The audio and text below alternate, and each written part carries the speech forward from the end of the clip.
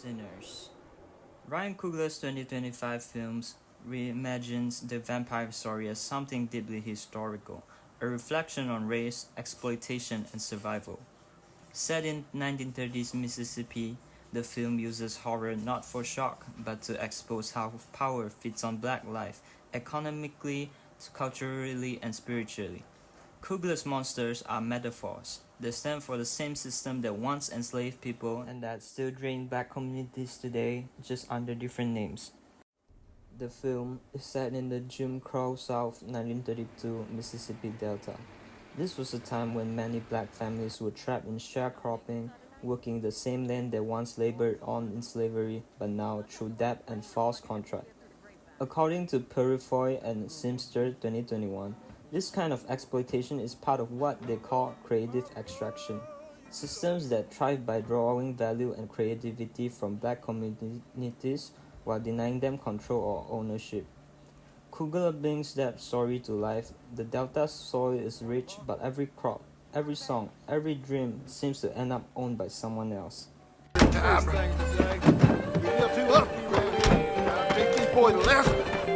Club Juke, huh?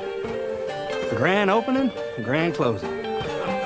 We meet brothers Elijah Smokemore and Elias Stackmore as they return home from Chicago after making a name for themselves as fierce gangsters.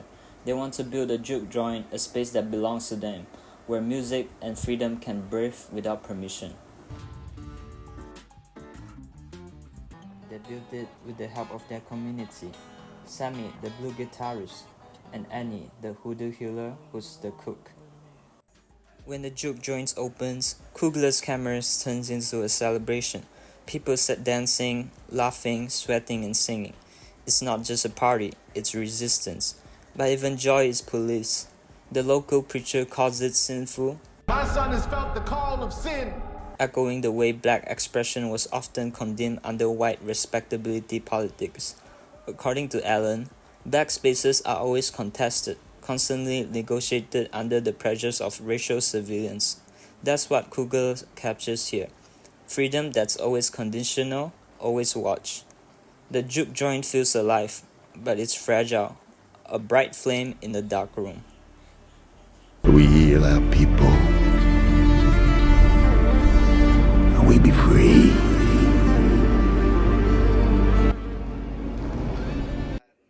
Then comes Remick, an Irish overseer, pale and calm, who seems out of place until he starts to feed.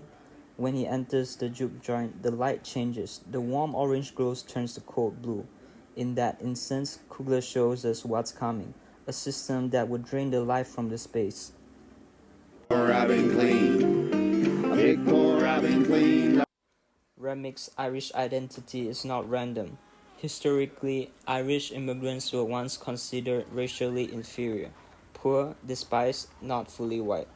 But as historian Noel Ignatieff explains in How the Irish Became White, Irish Americans has gained social status by aligning themselves against black people, proving their worth through opposition.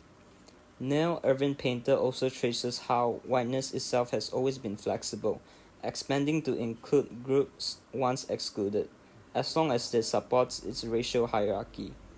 Remick embodies that transformation. He understands oppression, but he survives by imitating the very system that hurt him. Long ago, the man who stole my father's land forced these words upon us. I hated those men, but the words still bring me comfort.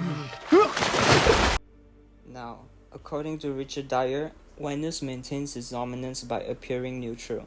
It's invisible, yet it defines everything else. Remick personifies that idea. His calm civility hides his dependence on black life to survive. He's not a snarling monster, he's polite, reasonable, and respectable. And that's precisely what makes him dangerous, his whiteness operating under disguise, what Dyers call the unmarked center of power. When Remick tells Smoke, "I've been where you are," the irony lands heavy. He was once marginalized, but now he's the one feeding.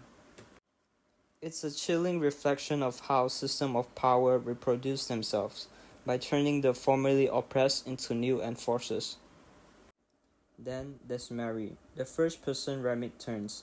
as a half-black, half-white woman living between two worlds becomes central to how Coogler explores assimilation and survival.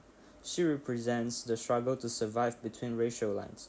When she attacks her own community, it's not just a horror scene, it's Coogler showing how assimilation can become a form of self-destruction. The flickering firelight on her face, half lit, half shadowed, makes her conflict visible, the cost of belonging to a world that's built to erase you. Through her, Coogler suggests that systems of whiteness don't only oppress from outside, they fracture from within, asking people to abandon their identity for safety. This is the true horror of sinners, not just blood, but consumption. Whiteness feeds on what it fears, surviving through the very black life it devalues. It's not what it looks like.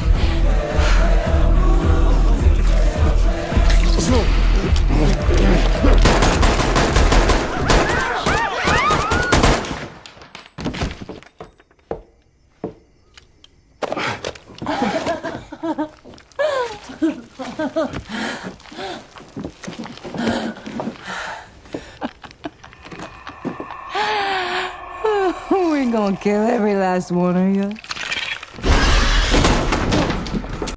By the end, the juke joint burns, smoke dies defending it, stack is turned, and the dream collapses. Yet, even in destruction, there's resilience. As Puriforean Simsters argue, black space built with love and creativity are often erased, but their legacy endures through community memory. In the final scene, old Sammy plays the blues to the undead Stack and Mary. His music carries the voice of everyone lost. It's beautiful, it's defiant, a reminder that art can survive what ownership cannot. I think that was the best day of my life. Was it like that for you? No doubt about it. Just for a few hours. It was free. Although Sinners ends in 1930s, the story speaks to the present. Remy's hunger, his endless needs to drain others, mirror how black labor and culture are still exploited today. Gentrification, corporate appropriation, and the repackaging of black art. These are the new form of the same feeding. That's what Sinners expose, how the system hides behind civility, feeding quietly but relentlessly. The blues becomes hip-hop, becomes gospel, becomes protest chants, the same heartbeat surviving through change. Exploitation adapts, but so does resilience. Whiteness can fit, but it cannot create. The song outlived the system. We hear Coogler's truth. Even when the world tries to drain you, the story, the rhythm, and the spirit keep singing back. We're still here. So I'll live like it's the last time for a long time at the wrong time. When's the right time? Is it my time?